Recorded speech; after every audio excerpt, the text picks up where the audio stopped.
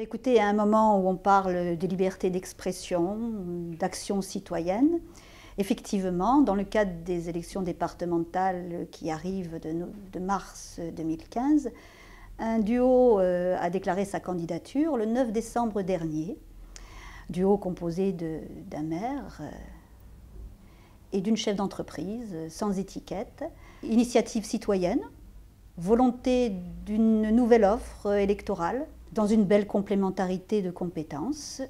Et cette candidature a tout de suite suscité l'engouement sur le territoire, de nombreux soutiens, la création rapide d'une équipe soudée, c'est-à-dire un territoire qui réagit à la vérité d'un engagement, à des convictions.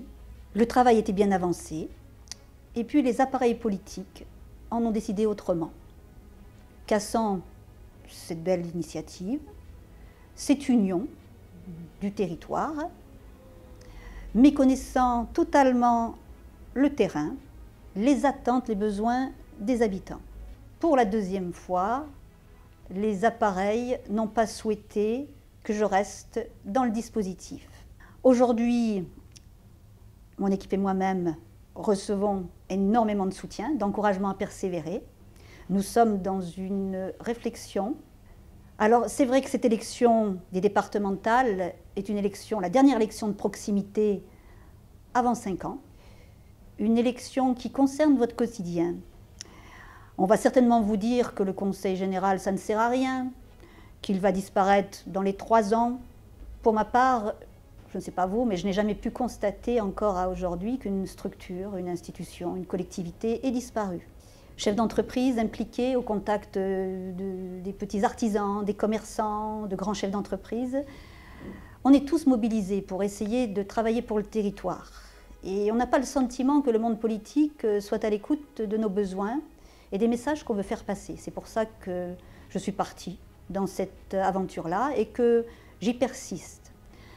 Maintenant, le tout est de savoir si les habitants, le territoire, ont besoin de telles motivations. C'est pourquoi je me présente devant vous aujourd'hui et que je souhaite initier un débat citoyen.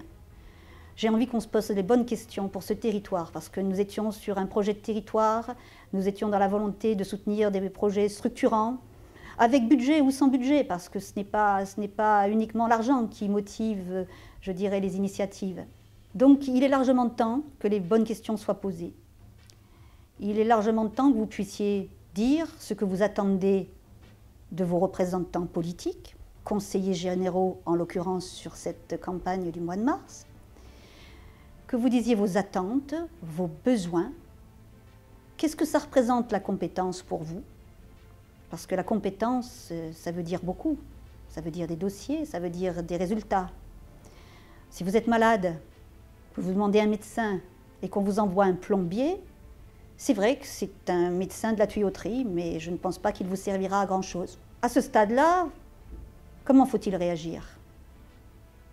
Abandonner? Bouder les élections? Ou devenir enfin acteur? Moi, je vous propose aujourd'hui de devenir enfin acteur. Et je vous demande bien, de participer au débat sur cette chaîne et sur les réseaux sociaux, de façon à nous apporter vos attentes.